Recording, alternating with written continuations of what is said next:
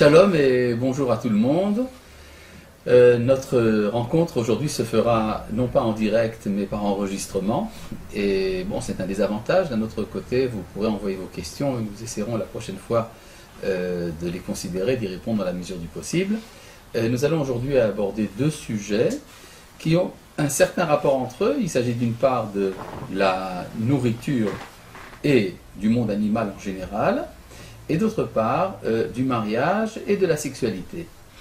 Quand nous parlons donc de la nourriture, il faut d'abord considérer une chose très importante, c'est que l'homme est comme les autres animaux, il se nourrit, il mange, mais avec une petite différence, c'est que l'homme a reçu le commandement de manger, alors que les animaux mangent même sans en avoir reçu l'ordre. Et c'était absolument surprenant. Pourquoi est-ce que la Torah aurait-elle besoin de nous ordonner d'accomplir une fonction qui est finalement tellement naturelle? Et là, il faut revenir au commencement. Je voudrais lire dans le livre de Bereshit, dans le livre de la Genèse, au chapitre 2, au verset 15. Il s'agit de la toute première chose qui se passe lorsque l'homme est créé. Vaikach Hashem Elohim et Adam. Je lis ici donc dans le chapitre 2, au verset 15, je n'ai pas devant moi les sources que j'ai demandé à Itaï de vous préparer. Je pense qu'il n'a pas eu le temps, dans le court temps que je lui ai demandé, de les mettre sur écran, mais je suppose que lorsque il y aura le cours, vous aurez les sources en français sur votre écran. Pour l'instant, moi je les lis en hébreu, en les traduisant de mon mieux. Donc je reprends ici le verset. Vayikach Hashem Elohim et Adam, l'Éternel Dieu prit l'homme, Vayanichehu began Eden. Il le déposa dans le jardin d'Éden. Leovda ou le shomera, pour le travailler et le préserver. Je rappelle que le mot jardin, en hébreu comme en français, est au masculin. Mais l'expression grammaticale qui dit de le travailler et de le préserver est au féminin, ce qui est surprenant. Ce qui a amené les sages du Zohar à expliquer qu'en fait, le travailler, il s'agit d'un commandement positif, et les shomra, le préserver, il s'agit d'un commandement négatif. De quel commandement positif et de quel commandement négatif s'agit-il? Eh bien, on voit par la suite. Vayetzav Hashem Elohim el Adam les morts. L'Éternel Dieu ordonna à l'homme en ces termes, Mikol etzagan achol tochel. De tous les arbres du jardin, il faut que tu manges. Donc on voit d'abord une chose très importante, c'est que la première chose qui se passe lorsque l'homme est créé, c'est qu'il reçoit un commandement, il prophétise, et ce commandement est un commandement positif, tu dois manger. Et donc si la Torah donne cet ordre à l'homme lors de sa création, ça veut dire que on nous révèle ici quelle est la finalité de l'homme. La finalité de l'homme, c'est de manger. Donc contrairement à l'expression habituelle et bien pensante qui est que il ne faut pas vivre pour manger, il faut manger pour vivre, on voit que selon la Torah, c'est le contraire. Il faut vivre pour manger. En effet, il y a un idéal, on pourrait dire que c'est un peu comme une bonne maman qui dit à son fils « mange mon fils ». On a l'habitude de dire que c'est les mères juives qui le disent, je suppose que c'est également quelque chose d'universel et que dans le monde entier, les mamans sont heureuses quand l'enfant mange bien. Eh bien, on peut dire que c'est un peu comme ça que se comporte le Créateur envers nous. Il nous dit « il faut que tu manges ». Mais de quoi tu dois manger? Ben de tous les fruits. Et puis après, il y a une interdiction qui arrive, Umeetzada tovara, et de l'arbre de la connaissance du bien et du mal, l'otochal mimenu, tu ne dois pas en manger, ki biom acholcha mimenu motamut, car le jour où tu en mangerais, eh bien, tu vas mourir. Alors, vous comprenez qu'il y a ici une contradiction entre deux commandements. Le commandement positif qui nous dit de manger de l'arbre, de tous les arbres, donc y compris l'arbre de la connaissance, et après il y a un commandement négatif qui dit de ne pas manger de l'arbre de la connaissance. Et l'explication est très simple. Le devoir de tout manger n'a pas de limite, l'interdiction de manger de l'arbre de la connaissance a une limite. C'est ce que dit la Torah, parce que tu vas en mourir. C'est-à-dire que si tu trouves le moyen de ne pas mourir, tu as un antidote contre la mort. Non seulement tu auras le droit de manger de l'arbre de la connaissance, mais tu auras le devoir d'en manger. Donc contrairement, disons, au mythe selon lequel il y aurait un fruit qui serait éternellement interdit, ce qui ne peut qu'amener la chute de l'homme, puisque la tentation va le prendre de manger le fruit, La Torah, en fait, nous dit quelque chose de tout à fait différent. Tout doit être consommé, tout doit être intégré dans l'homme. Mais il y a un ordre dans lequel cela se fait. Ça commence par manger d'abord de l'arbre de la vie. Si l'homme mange de l'arbre de la vie tout d'abord, eh bien, il est immunisé contre la mort, il peut manger de l'arbre de la connaissance. Et ça veut dire en fait que la connaissance n'est pas un mal, mais la connaissance peut être mortelle si elle n'est pas précédée par une intégration de la vie. En français, on dit qu'il faut des têtes bien faites avant d'avoir des têtes bien pleines. Et on peut dire que la Torah dit qu'il faut avoir une tête bien remplie, remplie de vie. Une fois qu'on a des valeurs, qu'on a appréhendé la vie dans toute sa profondeur, dans toute son ampleur, alors la connaissance vient élargir le champ de la vie. Mais essayons de comprendre un peu plus ce que signifie manger. Manger veut dire prendre quelque chose qui est à l'extérieur et le transformer en quelque chose qui est à l'intérieur. Par exemple, je mange une pomme. Avec tout le respect que j'ai pour les pommes ne sont qu'un végétal, ce qui est tout à fait respectable, mais ce n'est qu'un végétal. Une fois que j'ai mangé la pomme et que cette pomme est devenue une partie de moi-même, eh bien elle devient un homme. Et non seulement cette pomme devient un homme, mais si l'homme emploie la force que lui a donnée cette pomme pour faire des bonnes actions, pour dire des bonnes choses, pour enseigner la Torah par exemple, alors heureuse est la pomme qui est devenue des paroles de Torah, ou bien qui a permis d'aider son prochain, de faire la charité, d'amener la paix sur terre. Donc on peut comprendre qu'il y a un désir de faire participer l'ensemble de toute la création au projet de l'homme. Donc de ce point de vue-là, manger est quelque chose d'extrêmement noble. Seulement, ça nous fait un peu sourire, cette idée-là.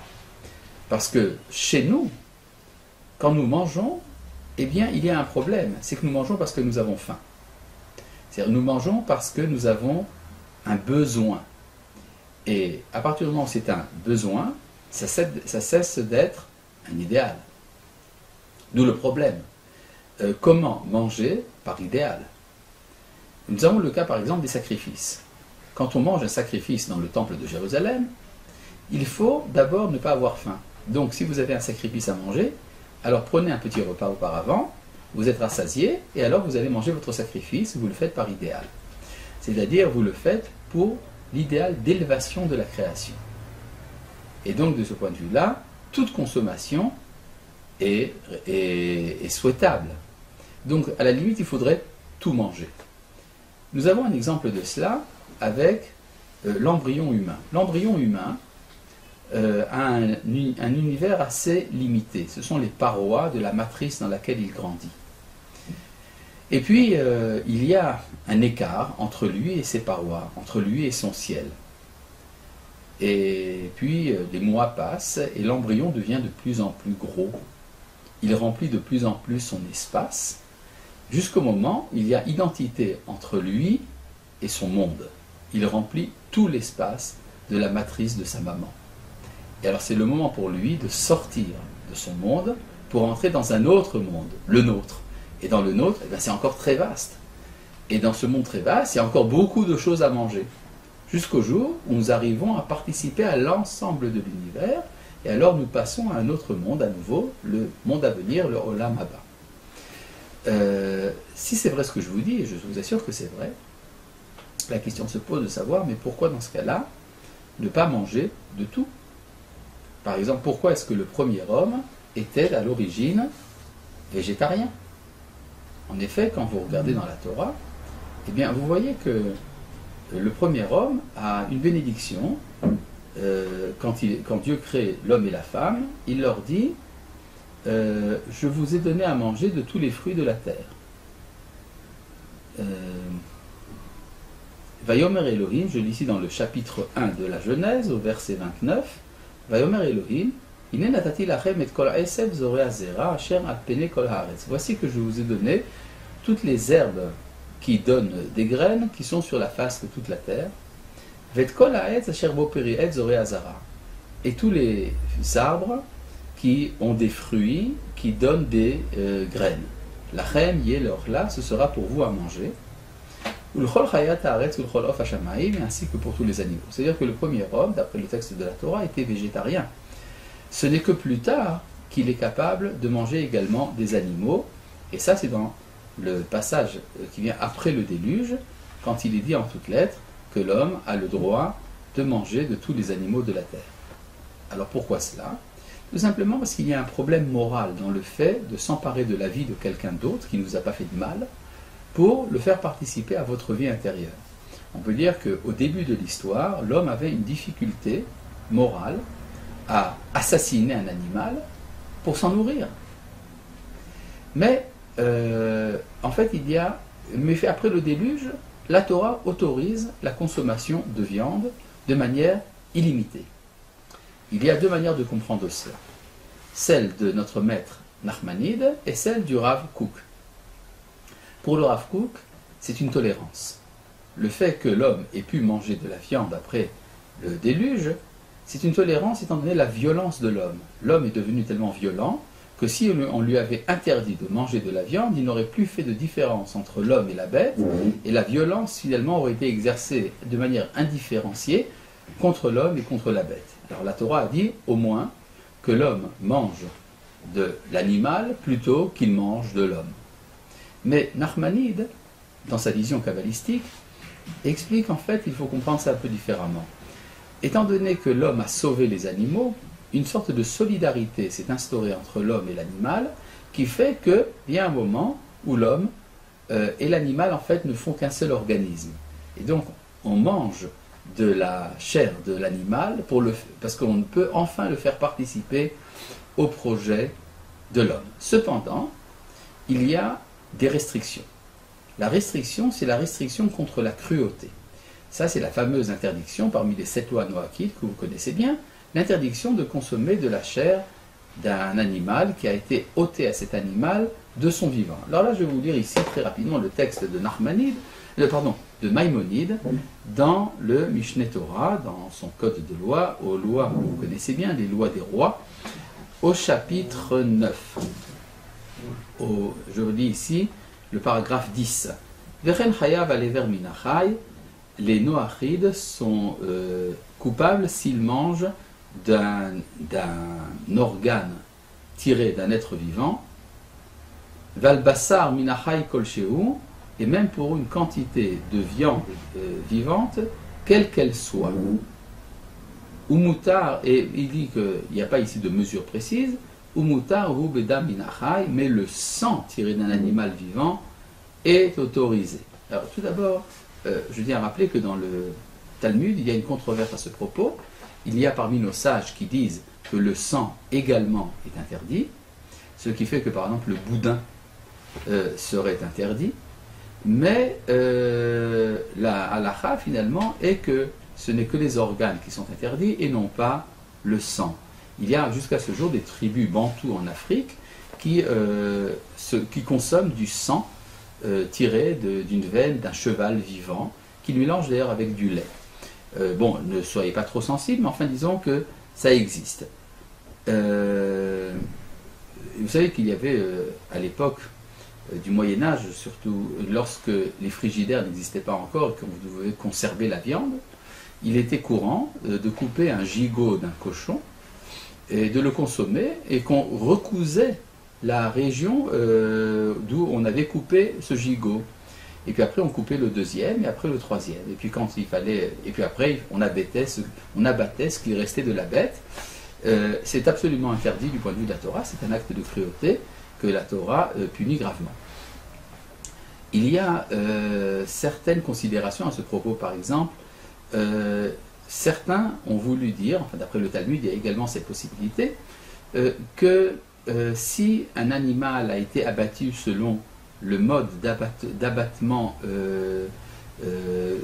chez des juifs, ce qu'on appelle la shechita, il y aurait un problème pour les béné noirs, pour les noachis, de manger les intestins et l'estomac de ces animaux-là.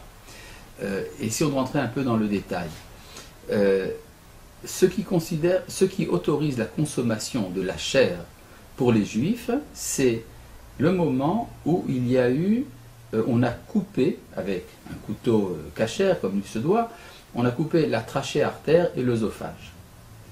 à partir de ce moment-là, la viande est autorisée même si la bête s'agite encore. Tandis que pour les noachides, cette interdiction continue à exister tant que la bête s'agite. Or là, il y a un problème.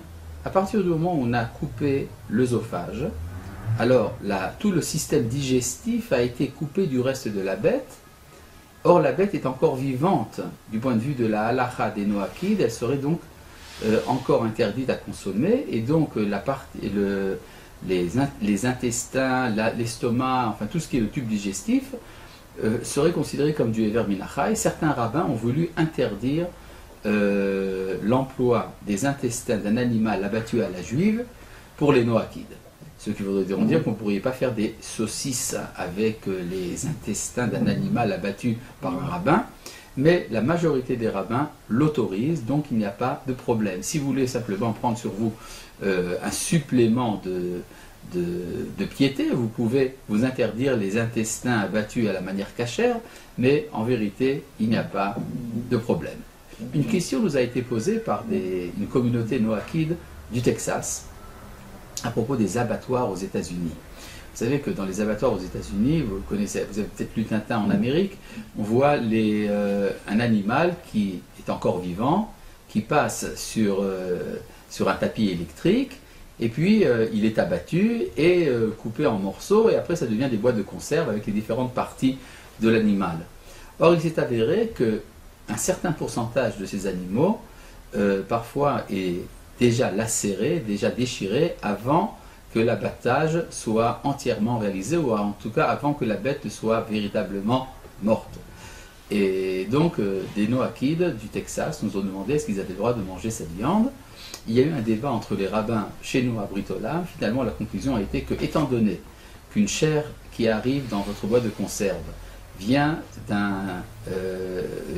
d'une ligne de production où la majorité a été abattue comme il se doit, la minorité de bêtes abattues de manière indécente n'est pas à prendre en considération. Donc vous pouvez manger de cela aussi. Il serait bon peut-être de faire une protestation dans la presse texane ou tout endroit où ça se fait contre ce genre de procédé au nom du noachisme, ce qui serait une sanctification du nom de Dieu. Certains ont voulu même interdire la consommation de lait, parce que le lait est un organe tiré d'un animal vivant. La vache qui allait a des mamelles, de ces mamelles sort du lait, et donc ça serait considéré comme soit du sang tiré d'un animal vivant, soit même d'un organe tiré d'un animal vivant. Donc les yaourts seraient interdits, les fromages et tout le reste, mais la vérité c'est que c'est totalement autorisé, donc n'ayez pas peur, vous pouvez manger autant de beurre que vous le désirez. Il y a en tout cas ici une sensibilité de la Torah pour la souffrance des animaux dont il est bon de tenir compte dans tout ce qui concerne la relation envers le monde animal. Vous savez que la Torah a plusieurs dispositions qui tiennent compte de la souffrance des animaux, comme par exemple le renvoi du nid.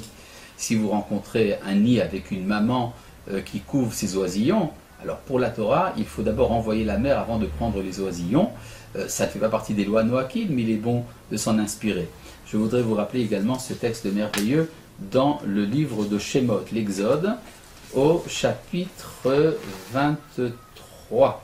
Si je ne me trompe, c'est ça, au chapitre 23, au verset numéro 5, la Torah nous dit en substance ceci, excusez-moi de prendre votre temps, lorsque tu verras l'âne de ton prochain qui s'effondre sous sa charge,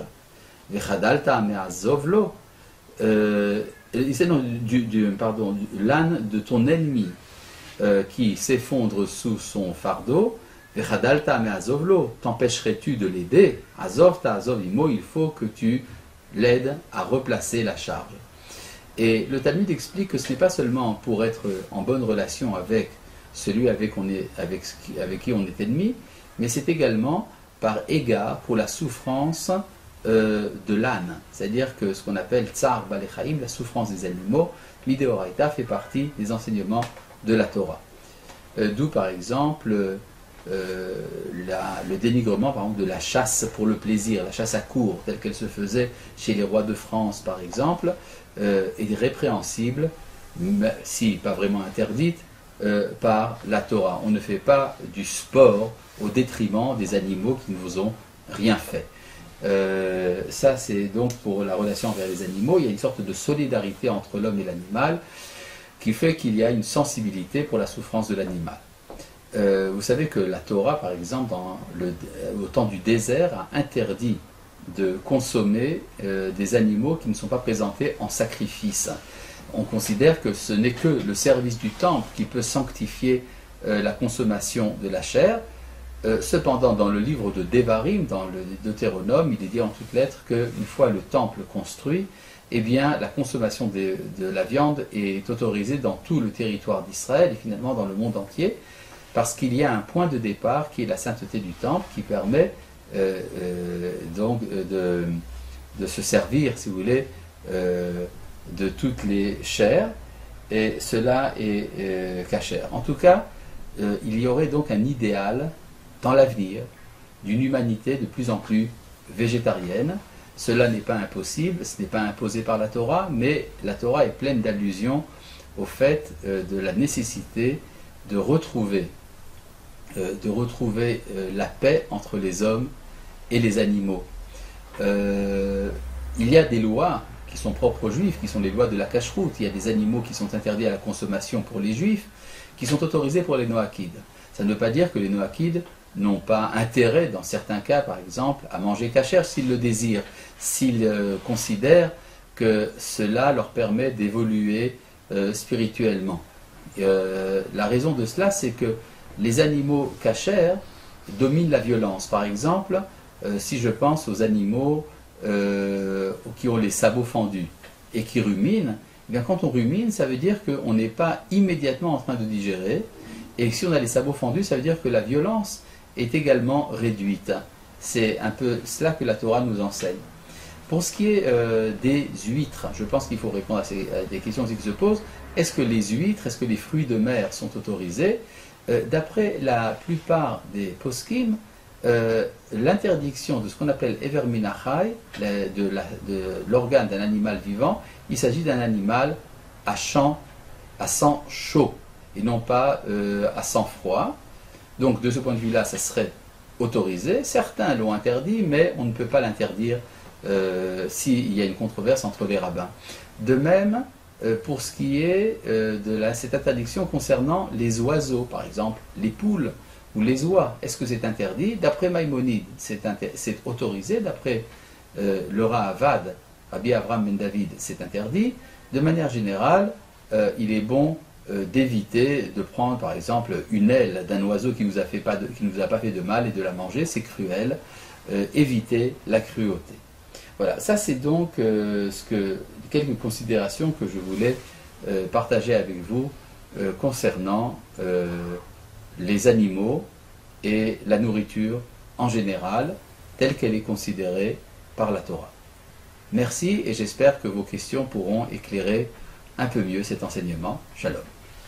Shalom, bonjour à tout le monde, et nous sommes dans le deuxième volet de notre étude d'aujourd'hui qui concerne le mariage et la sexualité, qui sont des activités très importantes de la vie humaine.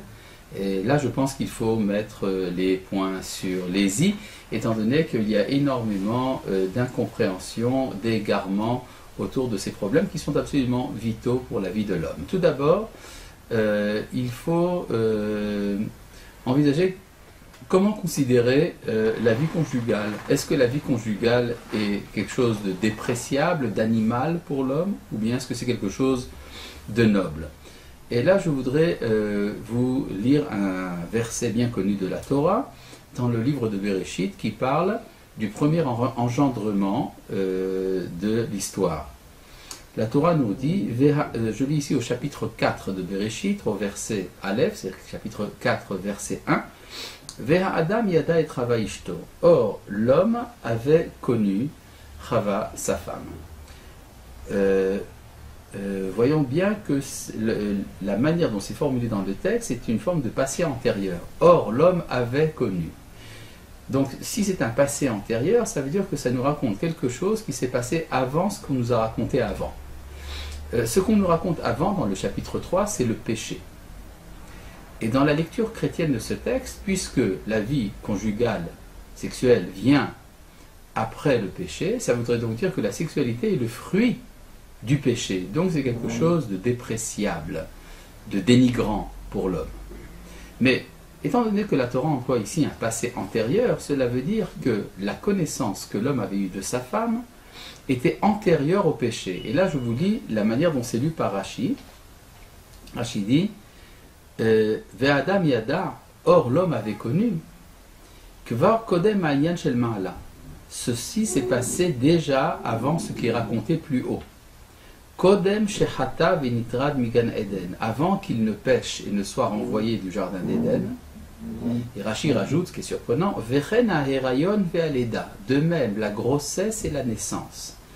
Chez Imkata vayeda ha'adam, parce que s'il avait été dit et alors l'homme connut sa femme, Nishma chez l'achar shenitrad ayulobanim, cela aurait voulu dire que ce n'est qu'après le péché qu'il a eu des enfants.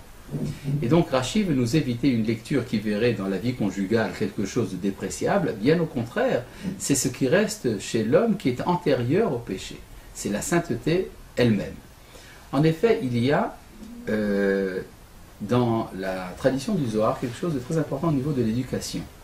Vous savez qu'il y a dans l'homme deux penchants, l'un qu'on appelle le Yetzeratov, l'autre le Yetzera, c'est-à-dire le bon penchant et le mauvais penchant. Et on a l'habitude de voir de se dire que les enfants sont tellement adorables, tellement mignons, qu'ils n'ont que des bons penchants. Et puis à partir du moment où arrive l'adolescence, c'est là que l'homme a des mauvais penchants. Or, de manière extrêmement surprenante, nous voyons que le Zohar dit exactement le contraire. Le Zohar dit que l'enfant n'a que du Yetzer Hara, il n'a que le mauvais penchant. Et pourquoi est-ce qu'il n'a que le mauvais penchant? Parce que l'enfant est par définition égoïste. Ça est évident pour le bébé ne pense qu'à une seule chose, à recevoir. Il veut recevoir du lait, il veut recevoir le nettoyage, il veut qu'on lui change ses langes, il veut être bercé, il veut de la musique, il veut de l'amour. Il veut recevoir. C'est vrai qu'il fait des sourires et que ces sourires sont une grande récompense, mais l'enfant par lui-même n'a pas l'air de tellement y penser. C'est plutôt la reconnaissance du ventre. Et après, l'enfant, quand il grandit, jusqu'à l'âge de la bar mitzvah, de l'adolescence, il est encore à se préoccuper de lui-même. Il donne pour recevoir. Et puis à partir de l'âge de 13 ans pour les garçons et de 12 ans pour les filles, le Zohar nous dit que c'est à partir de ce moment-là que s'introduit dans l'homme le bon penchant. Or, si nous demandons à n'importe qui, mais qu'est-ce qui se passe à partir de l'âge de 13 ans? Qu'est-ce qui entre dans l'homme qui n'était pas là jusqu'à présent? Eh bien, on dira, c'est le désir sexuel. Et c'est ça le mauvais penchant, dit la tradition chrétienne par exemple. Eh bien non, pour le Zohar, à partir du moment où on est capable de donner la vie, parce qu'on est biologiquement capable de le faire, même si on ne le fait pas, eh bien c'est qu'on est responsable de la vie, mais encore plus, c'est là qu'on a le bon penchant, on peut donner la vie à l'autre. Il est assez remarquable de voir que dans les pays d'Europe, la majorité est fixée en général à l'âge de 18 ans, qui est également l'âge du service militaire. C'est-à-dire, à partir du moment où j'ai le droit de prendre la vie de quelqu'un, c'est là que je suis considéré comme adulte. On voit que dans la Torah, c'est un peu le contraire. Quand je suis capable de donner la vie à quelqu'un, c'est là que je suis adulte, donc un être responsable et moral. Mais à partir du moment où il y a dans l'homme à la fois le bon penchant et le mauvais penchant, c'est là que s'engage la lutte.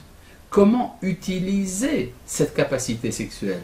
Est-ce que je m'en sers pour l'amour de l'autre ou pour l'amour de moi-même?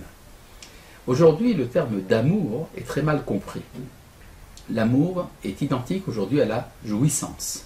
Et ce n'est pas du tout la même chose. Parce que dans l'acte d'amour tel qu'il est véritable, quand il est dans son authenticité, eh bien, l'amour est donné à l'autre. C'est l'autre qui est l'essentiel. Et la jouissance que je peux ressentir dans l'acte d'amour me permet de satisfaire la personne aimée. Tandis que quand on a pour centre la jouissance, on se sert de l'autre pour son propre plaisir. Et c'est exactement le contraire de l'amour. Donc vous comprenez que la sexualité est considérée comme quelque chose d'éminemment saint dans la tradition d'Israël, et que cette chose éminemment sainte peut être mal employée, ce qui peut entraîner une dégradation morale, d'où la très grande sensibilité justement de la halakha pour des problèmes de pudeur, de promiscuité, la tseniout en général, c'est-à-dire tout ce qui est la séparation entre les garçons et les filles, la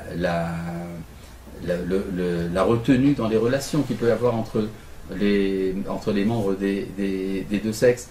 Mais fondamentalement, ce qui donne la vie, ce qui donne l'amour est l'essentiel de la vie, et donc ce n'est pas donné gratuitement, sans responsabilité.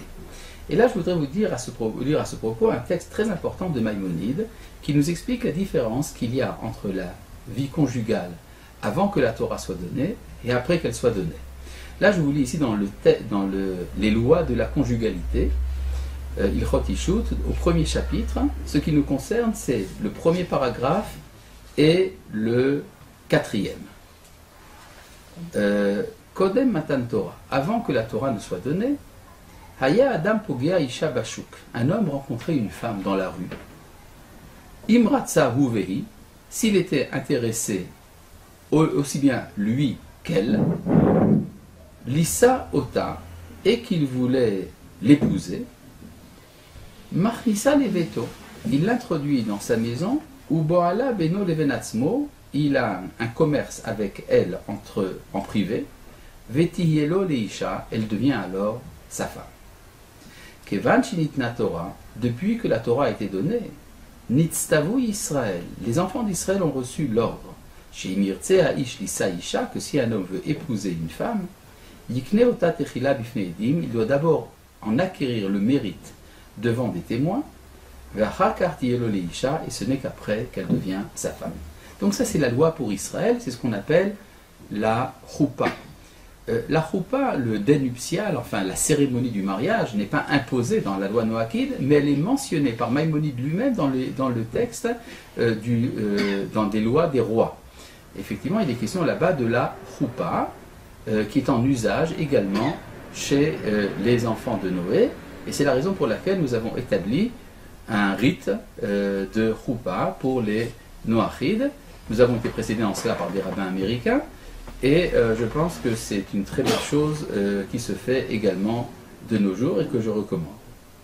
De plus, il y a une importance donnée au fait qu'il y ait une relation non seulement de responsabilité, mais de sainteté dans le rapport conjugal. Et là, je vous lis ici le quatrième paragraphe. Kodem Matan Torah, avant que la Torah ne soit donnée, Haya Adam Pogea Isha Bashuk, si un homme rencontrait une femme dans la rue, Im Ratza Huvehi, et s'il était intéressé, et lui et elle, Noten la Sechara, il l'a payé. C'est ce qu'on appelle la prostitution, tout simplement. Uvoel Ota, Al Emaderer Voelerlo, il avait un commerce avec elle auprès du chemin et partait. Ils se sont trouvés au bord du chemin. Vezohi Anikret Kedesha, c'est ce qu'on appelle la prostituée dans la Torah. Mishenitna Torah, mais depuis que la Torah a été donnée, Ne'esra Kedesha. La Kedesha, la prostituée a été interdite, chez Neymar, Lo Tiye Kedesha mi benot Israël. Il n'y aura pas de prostituée parmi les filles d'Israël, les fichar, et c'est pourquoi Kolaboel Isha Lishem Znut, celui qui a un commerce avec une femme pour prostitution, Belo Kiddushin, sans la sanctifier, Loke Mina Torah est sanctionné par la Torah. Cette interdiction n'a pas été inclue dans les 7 lois noachides. Cependant, le Talmud nous dit que déjà le tribunal de Shem, l'ancêtre des Sémites, avait interdit la prostitution pour les noachides, et donc ça veut dire qu'il est fortement recommandé aux sociétés noachides de s'interdire ce genre de pratique qui empêche d'établir la relation sexuelle sur la sainteté. Mais surtout, il ne faut pas dénigrer donc ce rapport qui est la preuve justement de l'unité qui existe entre les êtres, entre l'homme et la femme. Comme vous le savez, il y a ce qu'on appelle dans la Torah l'inceste. C'est-à-dire que pour sanctifier la vie conjugale, il y a dans la Torah une série d'interdits sexuels qui sont mentionnés pratiquement tous dans le chapitre 18 du livre de Vaïkra, avec force de détails qui ne sont pas très esthétiques.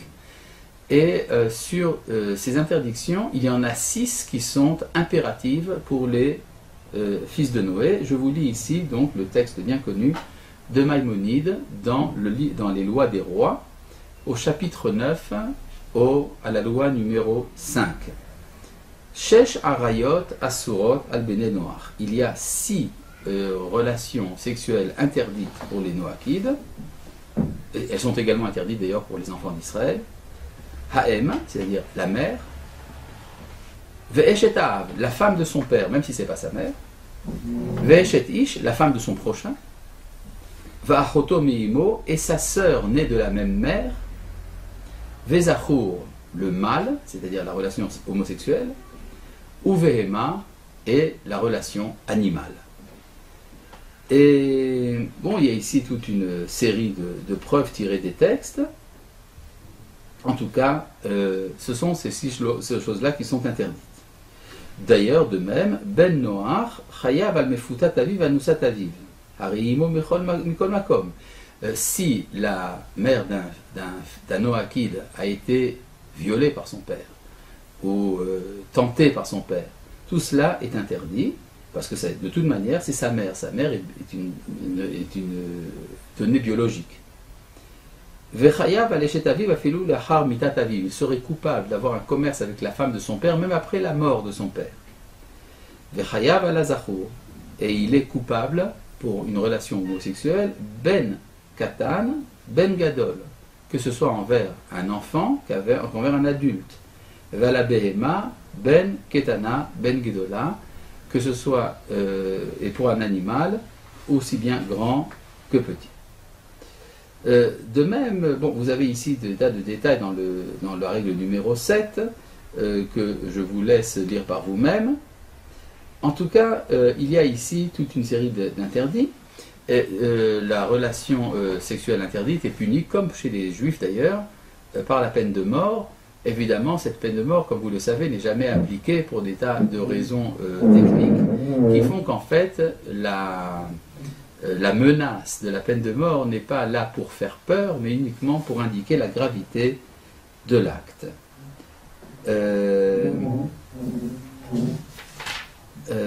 Donc vous avez ici toute une série. Maintenant, qu'en est-il des autres interdits incestueux mentionnés dans la Torah et qui ne font pas partie de ces 6 interdictions? Eh bien, bien que la Torah ne les ait pas expressément interdites, il est évident que c'est absolument répréhensible. Par exemple, le rapport d'un père avec, qu'à Dieu ne plaise, avec sa fille. Ce n'est pas mentionné dans les 6 interdictions, et pourtant, la Torah nous dit que les Cananéens ont été condamnés à l'extermination justement pour avoir fait toutes ces abominations. Je vous lis ici le texte dans Vaïkra, au chapitre 18. La Torah nous dit, après avoir fait la liste de tous les interdits sexuels, la Torah nous dit « Al titameu bechol ele » ne vous souillez pas avec toutes ces choses-là.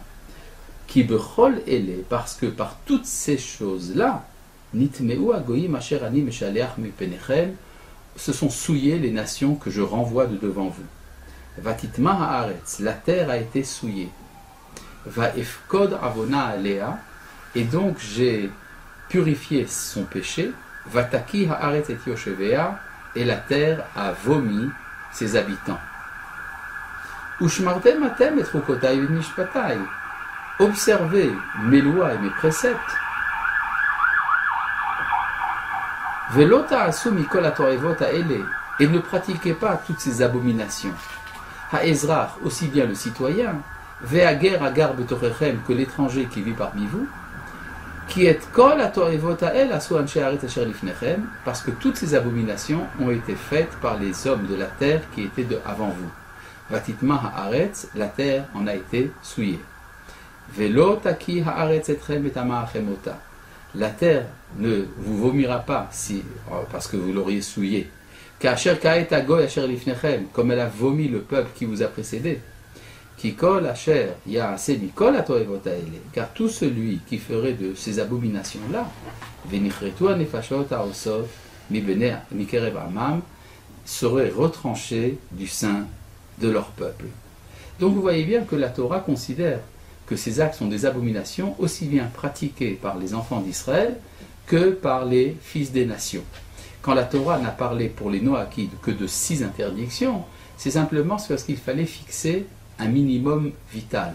Mais il est évident que l'ensemble de ces pratiques sont répréhensibles par la Torah. Vous n'avez qu'à voir ce que pense la Torah des rapports entre Lot et de ses filles, qui n'a été possible justement que parce que Lot a été enivré, mais non pas parce qu'il l'aurait fait de son propre chef.